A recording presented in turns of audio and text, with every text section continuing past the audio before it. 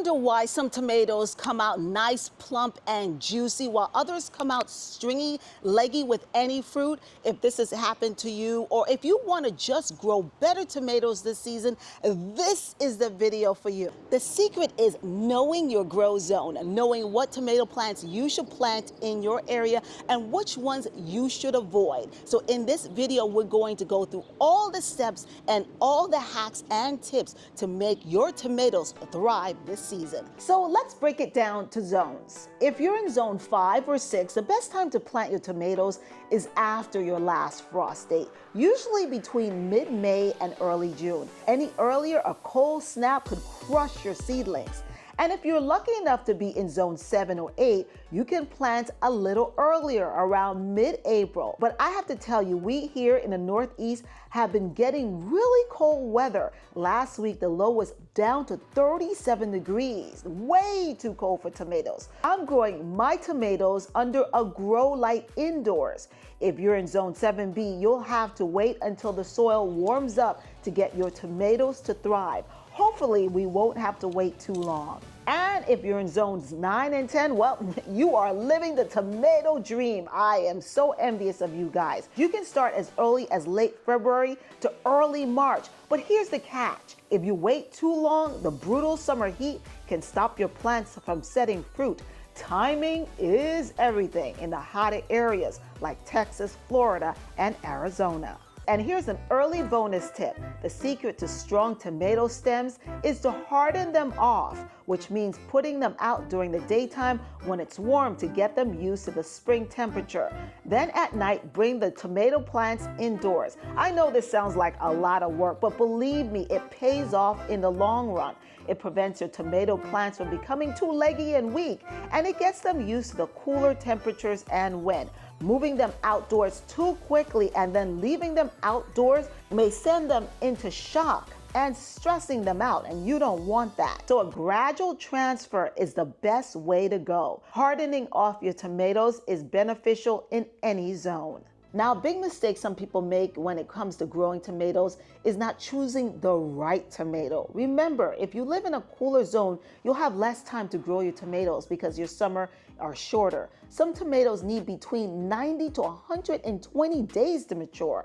So the best varieties to get if you're in a cooler zone are the early maturing varieties like Early Girl, Glacier, and small cherry types. These tomatoes typically need 50 to 70 days to ripen, which is ideal for short growing seasons. For us folks in 7B, we have the best of both worlds. Most varieties will work. Just make sure if you want to grow yellow or orange tomatoes, don't pick them too soon. That's what I did.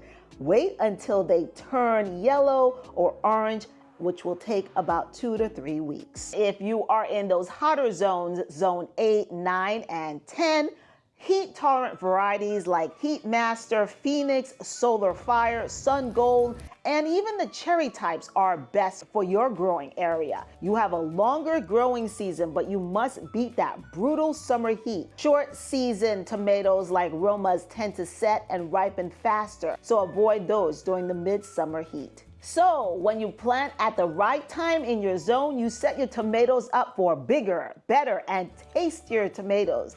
You get stronger plants and fewer diseases. Shall we talk about some of the mistakes to avoid? Believe me, I've done plenty of them. If you live in a colder climate like zones 5 and 6, the number one mistake is planting in soil that's still too cold, even if the frost date passes. Soil below 60 degrees stunt root growth and causes yellowing. And using heat-loving varieties like giant beefsteak tomatoes without enough time for them to mature is also something you want to avoid if you're in the cooler zones. And if you live in zone 7 and 8, overwatering in the spring, tomatoes hate sitting in soggy, wet soil. It leads to root rot and fungal diseases. So usually if you are in zone 7 and 8, it probably will be raining much more than the other zones. So be careful not to overwater. A mistake that lots of people make in all the zones is not staking your tomatoes. If you're not growing your tomatoes in a tomato cage, you need to stake them. Staking them gives them support and prevents their stems from breaking. And I haven't forgotten about you guys who live in zones 9 and 10. The mistake sometimes you guys make is waiting until April or May to plant. By then, it's already too hot. Tomatoes need to flower and fruit before that brutal hot summer weather that you guys get. Also, planting full sun varieties without providing any afternoon shade will also kill your tomato plants and stress them out if you live in those really hot climates. And remember, don't over-fertilize with high nitrogen fertilizer. This causes early leafy plants and no fruit. And that goes for every growing zone. And here's a second bonus tip and a great hack that you are definitely going to love and you should try yourself. If you have leftover toilet rolls, don't toss them away. They are a great way to support your tomato plants and they are biodegradable. I do this hack all the time and it saves me money and it's helpful for the environment. If you like that tip, do me a favor and subscribe to my channel for more budget-friendly gardening tips. So remember, choose the right tomato that fits your zone. If you're in zone 5, gardeners should start seeds indoors around March to get a head start. If you're in zone 7 and 8, remember, choose the right variety and make sure you don't overwater. And if you're in zone 9 to 10, gardeners can even plant a second crop of tomatoes for a fall harvest. All zones benefit from afternoon shade for tomatoes, no matter how much they love sun. And remember, stake, stake, stake. Stake your tomatoes so they don't break and they will have stronger stems in the long run. And if you're impatient like me and you want to get a jump start on your tomatoes, I know you can actually leave them outside. I have this dome. I got it at Dollar Tree and it's really a great item. It protects your tomatoes at night and it even has a ventilation window to let air in. So I got it at Dollar Tree and it's just one of the many items for those of you on a budget. So you still have time to run to your nearest Dollar Tree and pick up those garden items. I have a video describing what items that are really good this season and which ones could benefit you, so you definitely want to check out that video. I'm confident that these tips will help you grow your tomatoes bigger and better this season.